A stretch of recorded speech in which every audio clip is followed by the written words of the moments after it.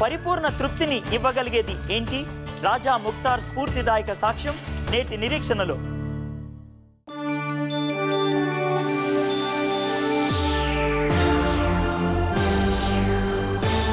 ఇది CBN సమర్పణ.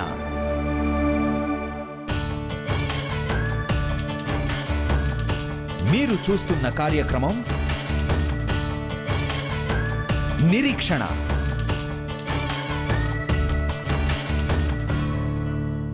నమస్కారం. నిరీక్షణ కార్యక్రమంకు స్వాగతం. మనలో ప్రతి ఒక్కరూ భౌతికంగా, భావోద్రేకంగా మరియు ఆధ్యాత్మికంగా లోతైన సంతృప్తిని కలిగి ఉండాలని ఆశిస్తుంటారు. సంతృప్తిని పొందడం ఎలాగో తెలియజేసే ఎన్నో పద్ధతులు ఇప్పుడు మనకు అందుబాటులో ఉన్నాయి. అయితే అవన్నీ తరచుగా మనల్ని అసంతృప్తికి, నిరాశకు గురి చేస్తుంటాయి. చక్కని రూపం, ఉన్నతమైన ఉద్యోగం లేదా లెక్కలేనంత సంపద, ఇలా ఎన్ని ఉన్నా వాటిలో ఏ ఒక్కటి మనకు సంతృప్తిని గురించిన భరోసా ఇవ్వలేవు. మరి అలాంటప్పుడు మనకు పరిపూర్ణ సంతృప్తిని ఇవ్వగలిగేది ఏంటి? ఇదే ప్రశ్నను కొంతమందిని అడిగాం. అయితే దానికి వారు ఎలాంటి సమాధానాలు చెప్పారో ఇప్పుడు విందాం.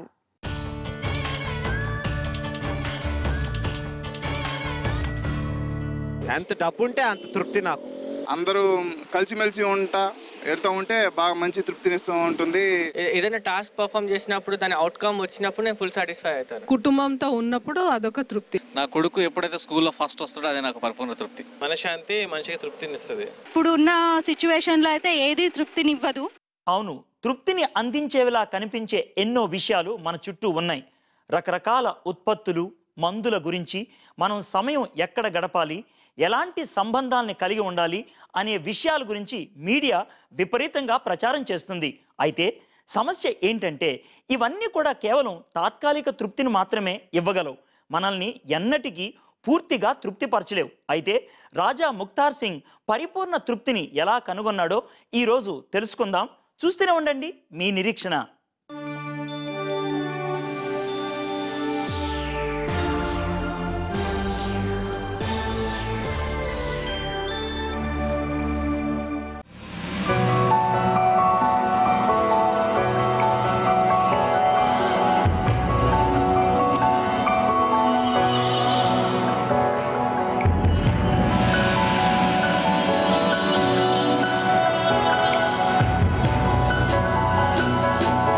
ఒంటరితనం, అనారోగ్యం, అసూయ లాంటి సమస్యల ముళ్లలో చిక్కుకున్నారా?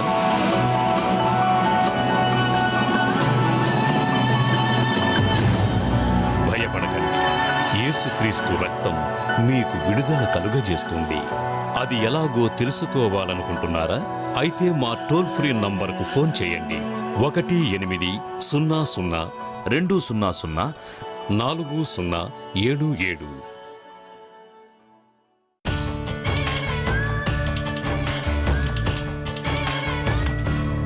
Welcome back. మనమంతా ప్రేమ కోసం పరితపిస్తుంటాం. దాన్ని పొందడానికి రకరకాల ప్రయత్నాలు చేస్తుంటాం. అయితే ఆ ప్రేమ దొరకనప్పుడు మనకు ఏది అనిపిస్తే అది చేస్తుంటాం. రాజా ముక్తార్ ప్రేమ కోసం అన్వేషించాడు. అది దొరక్కపోవడంతో తనను తాను తృప్తిపరచుకోవడానికి డ్రగ్స్ను ఆశ్రయించాడు. అయితే చివరకు ఏమైందో, పరిపూర్ణ తృప్తిని ఎక్కడ పొందాడో ఆయన మాటల్లోనే విందాం. మాకు మొత్తం 10 మంది గురువులు ఉంటారు. గురువు అంటే బోధించే వ్యక్తి, అంతేకాని దేవుడు కాదు. వాళ్ళు దేవుళ్ళే అయితే మాకు చెప్పి ఉండేవాళ్ళు. అందుకనే నేను ఏనాడు వారికి ప్రార్థన చేసేవాణ్ణి కాదు. రబ్బా అని మాత్రమే అనేవాణ్ణి. ప్రభువా, నీవెవరు, ఎలా ఉంటావు, నీ పేరేంటో నాకు తెలీదు అని చెప్పేవాణ్ణి. అందుకే నేను రబ్బాకు ప్రార్థన చేసేవాణ్ణి. తండ్రి ఉద్యోగరీత్యా దూర ప్రాంతానికి వెళ్లడంతో రాజముక్తార్ సవతి తల్లి దగ్గరే ఉండేవాడు. అప్పుడు ఎంతో ఒంటరితనానికి లోనయ్యేవాడు. నాన్నగారు బయట ఉండేవారు, నేను ఇంటి దగ్గరే ఉండేవాణ్ణి. నా తల్లి నా కోసం ఏ పని చేసేది కాదు. దాంతో నేనే వంట మరియు ఇతర పనులన్నీ చేసుకుని స్కూలుకు వెళ్లేవాణ్ణి. ఆమె నన్ను ఎంతో ద్వేషించేది. దాంతో ఈ లోకంలో తల్లి ప్రేమ అనేది ఒక మాయ అనుకునేవాణ్ణి. రాజా తనను అగౌరవపరుస్తున్నాడని, కొడుతున్నాడని సవతి తల్లి నిందించడంతో అంతంత మాత్రంగా ఉన్న వారి సంబంధం పూర్తిగా తెగిపోయింది. నాన్నొచ్చి నేనిక ఇంట్లో ఉండటం వీలు కాదని చెప్పారు. నాకు మరో చోటు లేదు. ఆయన ఏమీ ఇవ్వలేదు కూడా. కుమిలిపోయాను. నాన్న నన్ను పట్టించుకుంటారనే ఆశ, నమ్మకం ఉండేది. కానీ ఆయన ఇల్లు వదిలి వెళ్ళిపోమన్నారు. చేసేది లేక ఇంటిని వదిలి కోల్కతా వెళ్ళిపోయాను. రాజా కోల్కతాలో ట్రక్ మెకానిక్గా పనిచేశాడు. ఆ తర్వాత డ్రైవర్గా స్థిరపడ్డాడు. రోడ్లు, తోటి డ్రైవర్లు అతనికి ఆప్తులయ్యారు. దాదాపు 5 సంవత్సరాల తర్వాత రాజా తిరిగి ఇంటికి వచ్చాడు. నేను తిరిగి వచ్చినందుకు మొదట వారెంతో సంతోషించారు. అయితే నేను సిగరెట్లు, మద్యం తాగుతానని, మత్తుమందుకు బానిసయ్యానని తెలుసుకున్నప్పుడు కోపంతో రెచ్చిపోయారు. మళ్లీ నన్ను హింసించడం మొదలుపెట్టారు. ఒకరోజు సాయంత్రం రాజా సినిమా చూడాలనుకున్నాడు. అయితే తన స్నేహితుని కోసం ఎదురు చూస్తున్నప్పుడు ఏదో జరిగింది. ఒక ఆమె అతనికి ఒక పుస్తకం ఇచ్చింది. అది ఒక క్రైస్తవ పుస్తకం. అయితే ఆమె ఇది దేవుని వాక్యం, ఇది నీ జీవితాన్ని మారుస్తుంది అని చెప్పింది. జీవితాన్ని మారుస్తుందా అని ఆలోచించాను. నా జీవితం ఇప్పటికే మారిపోయింది, ఇక ఏదీ నా జీవితాన్ని మార్చలేదు అన్నాను. అయితే ఆమె బలవంతంగా ఆ పుస్తకాన్ని నా బైక్ మీద పెట్టి వెళ్ళిపోయింది. ఆ రోజు రాత్రి రాజా మనసు ఏమీ బాగోలేదు. డ్రగ్స్ తీసుకున్నప్పటికీ అతనికి నిద్ర పట్టలేదు. దాంతో అతను ఆ పుస్తకం తీసి చదవటం మొదలుపెట్టి అలాగే నిద్రపోయాడు. తర్వాత అదే అతనికి అలవాటుగా మారింది. తర్వాత నేను ఆ పుస్తకాన్ని రోజూ చదవటం మొదలుపెట్టాను. 2-3 అధ్యాయాలు చదివిన తర్వాత నిద్రపోయేవాణ్ణి. అలా చూస్తుండగానే నాకు తెలియకుండానే నేను టెన్సిల్ అనే మత్తు పదార్థాన్ని తీసుకోవటం మానేశాను. ఒకరోజు రాత్రి రాజా బైబిల్లోని యోహాను సువార్తను చదివి నిద్రపోయాడు. అప్పుడు కలలో తెల్లని వస్త్రాలతో ఉన్న కొంతమంది తన కోసం ప్రార్థన చేయడం చూశాడు. నేను ఒక్కసారిగా నిద్రలేచాను. నేను లేచి చూసేసరికి చెమటతో నా బెడ్షీట్ అంతా తడిచిపోయింది. నాలో ఏదో తెలియని ప్రశాంతత ఆవరించింది. నాకు సమస్తం కొత్తదిగా కనిపించసాగింది. అసలు వాళ్ళు ఎవరు అని ఆలోచించసాగాను. అప్పుడు నేను వాళ్ళు మా సిక్కు గురువులనుకున్నాను. కానీ వారికి నీలిరంగు లేదా పసుపు రంగులో ఉండే తలపాగాలుంటాయి. ఎవరికీ తెల్లని పాగాలు ఉండవు కదా అనిపించింది. ఆ కలను క్రైస్తవులు వివరించగలరని తెలుసుకున్న రాజా దగ్గరలో ఉన్న చర్చికు వెళ్లాడు. ఆ ఆదివారం రోజున యేసుక్రీస్తు మరణాన్ని గురించిన సందేశాన్ని ఇచ్చారు. నాకొక ఆలోచన వచ్చింది. మా సిక్కు గురువులు మా సామాజిక వర్గాన్ని కాపాడడానికి తమ ప్రాణాల్ని త్యాగం చేశారు. అయితే పాస్టర్ గారు యేసుక్రీస్తు లోకమంతటి కోసం చనిపోయాడు అని చెప్పటం నన్ను ఆశ్చర్యపరిచింది. ఆ తర్వాత పాస్టర్ గారు మనం మన పాపాలకు శిక్షను పొందాల్సి ఉంది, అయితే యేసుక్రీస్తు మన పాపాల కోసం చనిపోయాడు అని చెప్పారు. యేసుక్రీస్తు నా పాపాల కోసం శిలువ మీద చనిపోయాడు అనే మాట నా మనసులో బలంగా నాటుకుపోయింది. తాను ఏ స్థితిలో ఉన్నాడో గుర్తించిన రాజా వెంటనే తన పాపాలను క్షమించమని యేసుక్రీస్తును కోరాడు.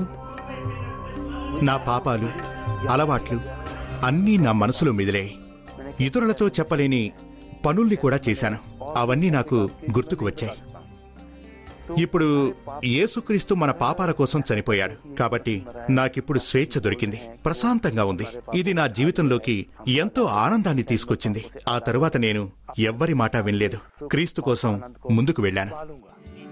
పాస్టర్ గారు పిలుపునిచ్చినప్పుడు రాజా ముఖ్తార్ తన జీవితాన్ని యేసుక్రీస్తుకు సమర్పించాడు. చివరకు తన రబ్బాను తెలుసుకున్నాడు. నాకు చాలా తేలికగా అనిపించింది. చర్చిలో నిజమైన శాంతిని అనుభవించాను. నాకు ఆ చర్చి చాలా చిన్నదిగా అనిపించింది. అయితే ఆ చిన్న మందిరంలోనే నాకు చెప్పలేనంత ప్రశాంతత దొరికింది. ఈ ప్రదేశం నాకు ముందే ఎందుకు తెలియలేదు అనిపించింది. సంతోషం, ఆనందంతో నిండిన నేను ఇంటికి చేరుకున్నాను. నా ప్రవర్తన పూర్తిగా మారిపోయింది. రాజా ముఖ్తార్ తన కుటుంబంతో సమాధానపడ్డాడు. కాని వారు అతని నిర్ణయాన్ని స్వాగతించలేదు. మరోసారి అతను తన ఇంటిని వదిలిపెట్టాల్సొచ్చింది. అయితే ఈసారి అతనితో యేసుక్రీస్తున్నాడు. రాజా బైబిల్ స్టడీస్ కోసం లుధియానాలోని పంజాబ్ బైబిల్ ట్రైనింగ్ కాలేజ్లో చేరాడు. గురునానక్ గారు, ఈసా మరియు ఈశ్వర్ వీళ్ళిద్దరూ ఒక్కరే. సజీవుని గురించి మరియు మోక్షం గురించి ధ్యానించండి అని చెప్పాడు. ఇంకా చెప్పాలంటే మనకు స్వాతంత్రాన్ని ఇచ్చిన వారిని, సాతానును ఓడించిన వారిని ఆరాధించండి అని చెప్పాడు. ఆయనే యేసుక్రీస్తు. యేసుక్రీస్తు సాతానును శిలువపై ఓడించాడు. అది గురుమానవ్ గ్రంథంలో రాయబడి ఉంది. గురునానక్ చెప్పింది నిజమే. మనం దానిని అనుకరిస్తే యేసుక్రీస్తును తెలుసుకుంటాం. రాజా తన బైబిల్ ట్రైనింగ్ పూర్తి చేసుకుని తన చుట్టూ ఉన్న వారికి సజీవుడైన రబ్బా యేసుక్రీస్తే అని ప్రకటిస్తున్నాడు. తర్వాత రూత్ను పెళ్లి చేసుకుని 2 పిల్లలతో ఆనందంగా ఉన్నాడు. ఈ రోజు రాజా ముక్తార్ తన నిజమైన రబ్బాను కనుగొన్నందుకు సంతోషంగా ఉన్నాడు. అవును, యేసుక్రీస్తు మాత్రమే మనకు మన వ్యసనాల నుండి విడుదలను, పరిపూర్ణ సంతృప్తిని ఇవ్వగలడు. రాజా ముక్తార్ లాగానే మానవుల్లో ప్రతి ఒక్కరూ కూడా అన్వేషే. మనము పసి కూనలుగా ఉన్నప్పుడు ఆహారం కోసం అన్వేషిస్తాం. ఆ తర్వాత ఊహ తెలిసిన మొదటి నుంచి కూడా మనము ఈ లోకంలో విజయం కోసం అన్వేషిస్తాం. ఒక ఫిలాసఫర్ అంటాడు, 4 పదులు వచ్చేటంత వరకు కూడా మానవుడు అన్వేషించేది విజయం కోసం, ఆ తర్వాత గుర్తింపు కోసమే. అయితే నువ్వు విజయం కోసం అన్వేషించినా, గుర్తింపు కోసం అన్వేషించినా అది నీకు తృప్తిని ఇవ్వలేకపోతే అది మహాఘోరంగా అనిపిస్తుంది. చాలామంది మానవులు నిరాశ నిస్పృహలకు గురి కావడానికి కారణం విజయం లేకపోవటానికి కాదు, లేక గుర్తింపు లేకపోవటం కాదు, అది వాళ్లకు తృప్తిని ఇవ్వకపోవటమే.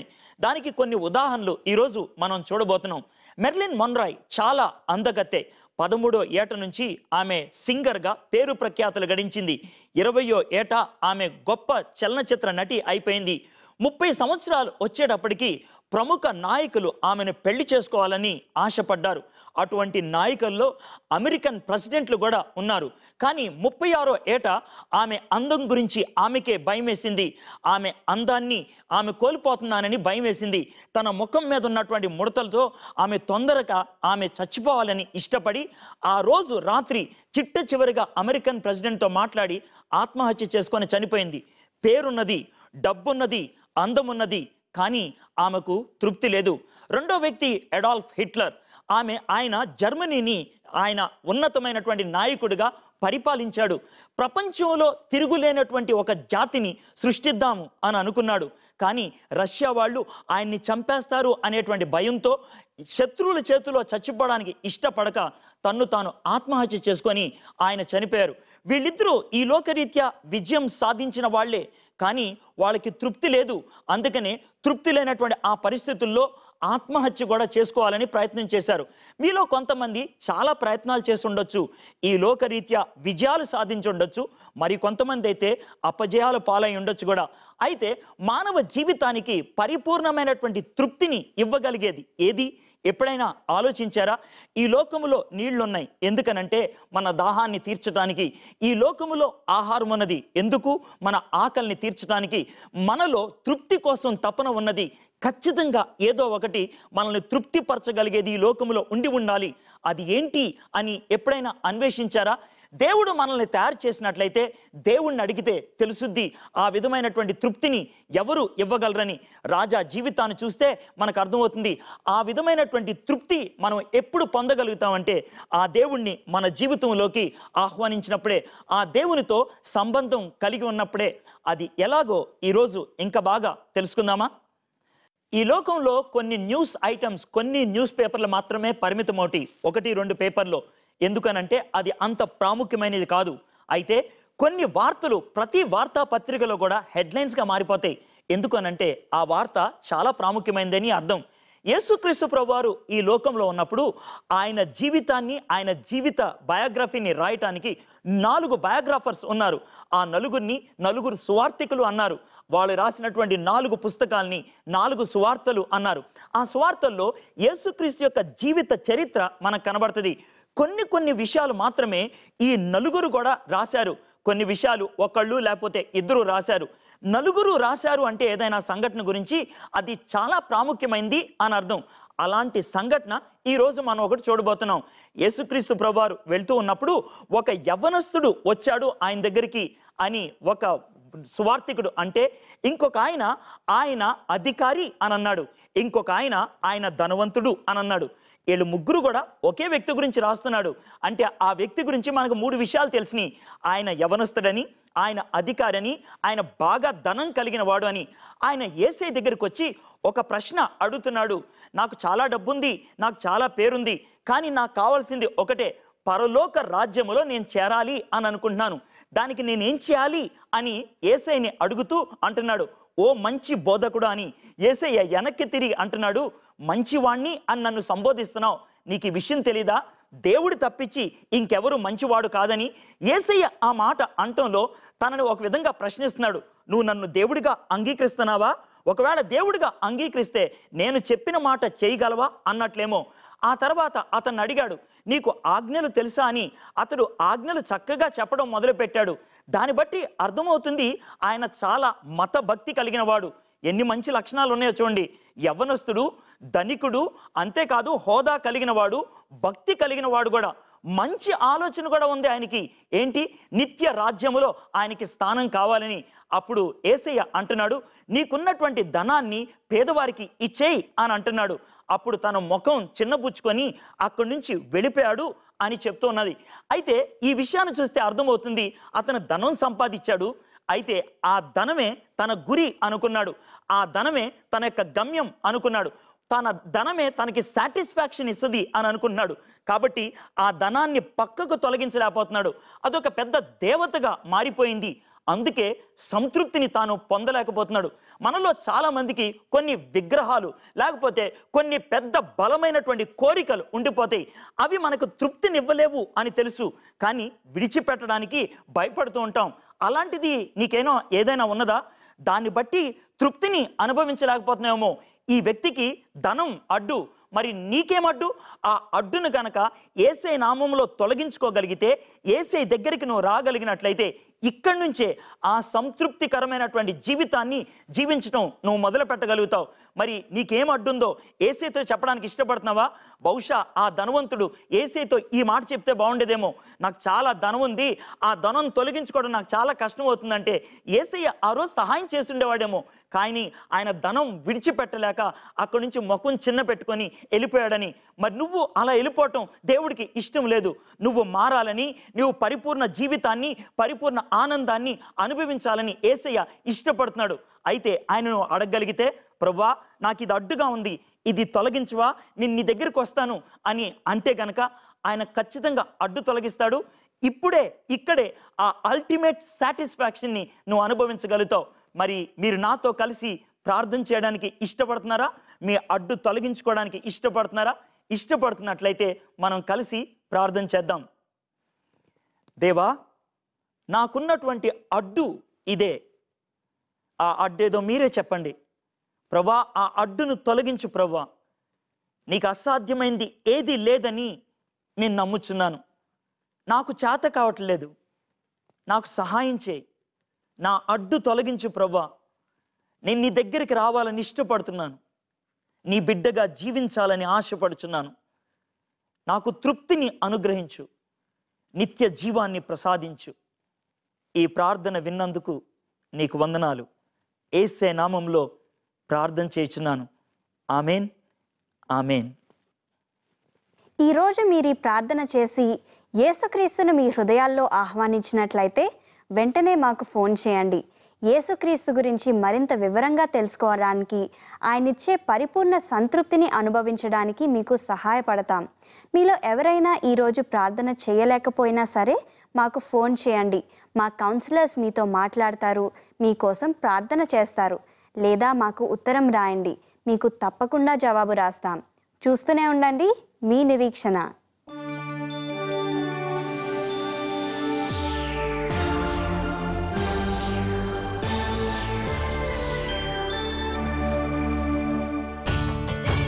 యస్తాబాయ్ వాళ్ళ తెగకు మెరుగైన జీవితాన్ని అందించిన ఆపరేషన్ బ్లెస్సింగ్ మరికొంచెం సేపట్లో.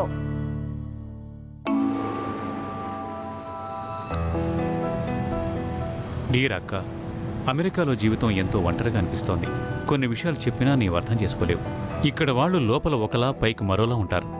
Buddy, how you doing? Not so good, actually. I'm having a hard time adjusting, and I kind of feel alone. ఇక ఇక్కడ ఉండే పోలీసులు మన దేశంలాగా కాదు. వారితో మనం వాదించడం వారికి అస్సలు నచ్చదు. నన్ను అర్థం చేసుకునే వారితో మాట్లాడాలనుంది. TimpreTV.com లో ఎవరితో అయినా మాట్లాడవచ్చు. ప్రపంచవ్యాప్తంగా ఉన్న దక్షిణాసియా ప్రజల కోసం రూపొందించిన వెబ్సైట్ ఇది. విదేశాల్లో ఉన్న మీ కుటుంబ సభ్యులు లేదా స్నేహితులకు TimpreTV.com గురించి తప్పక చెప్పండి. నీటి వల్ల వ్యాపించే వ్యాధుల కారణంగా ఏటా 4,000 మంది పిల్లలు మరణిస్తున్నారు. నీటి కొరత వల్ల 5 ఏళ్లలోపు పిల్లల్లో 17% మంది బాధపడుతున్నారు. పిల్లలకు సురక్షితమైన మంచినీరు అందించేందుకు CBN లివింగ్ వాటర్ మారుమూల గ్రామాలలో బోరుబావులు వేస్తున్నది. మా కృషికి సహాయపడేందుకు మీ విరాళాలు పంపించాల్సిన మా చిరునామా CBN foundation, house number 2-80, survey నంబర్లు 60-61, సిఎంఆర్ కాలేజ్ దగ్గర, మేడ్చల్ 501401, రంగారెడ్డి జిల్లా. లేదా 1800-200-4077 అనే మా టోల్ ఫ్రీ నంబర్కు ఫోన్ చేయండి.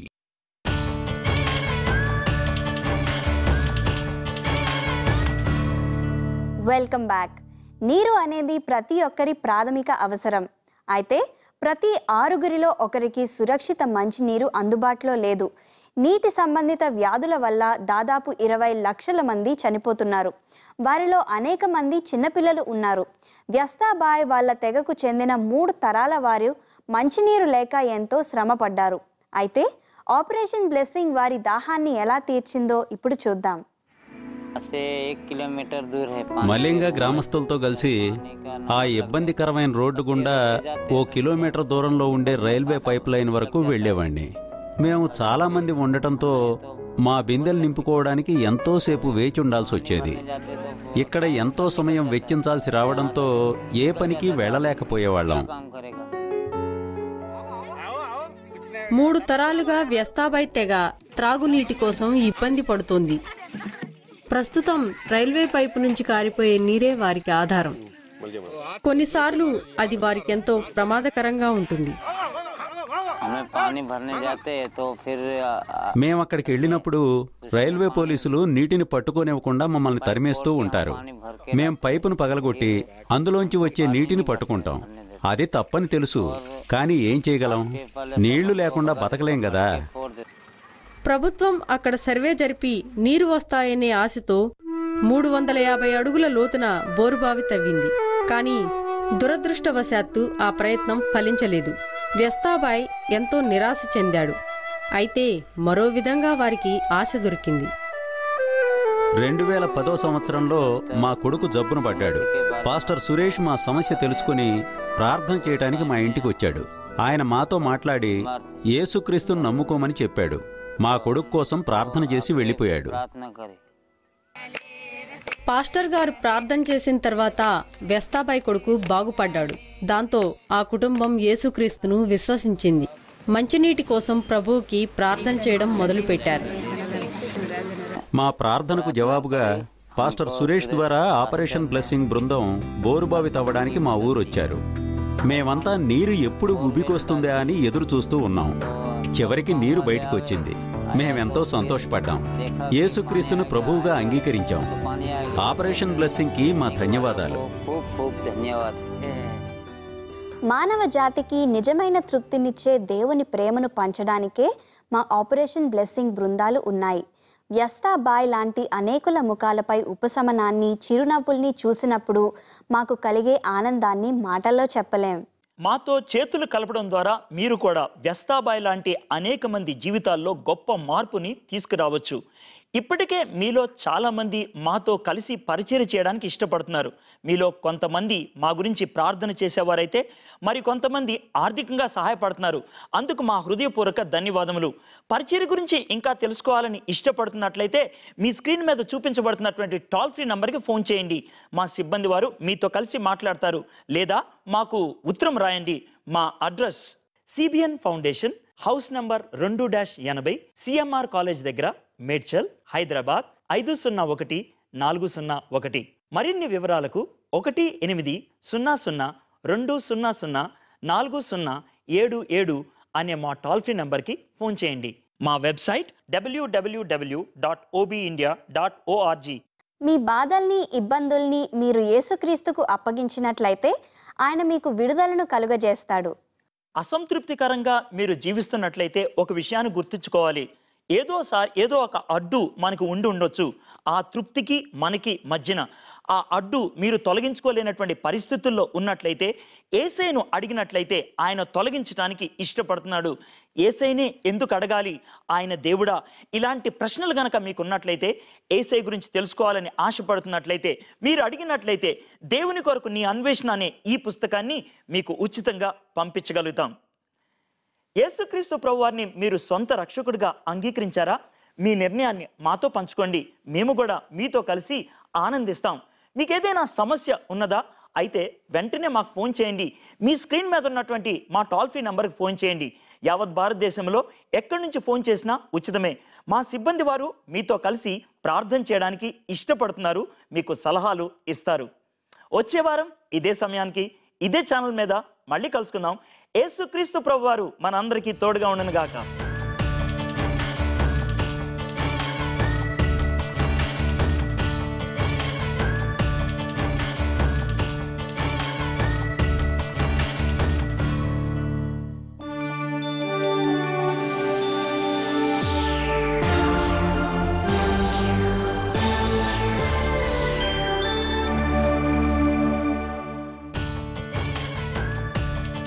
యేసుక్రీస్తు మిమ్మల్ని ఎన్నటికీ నిరాశపరచడు.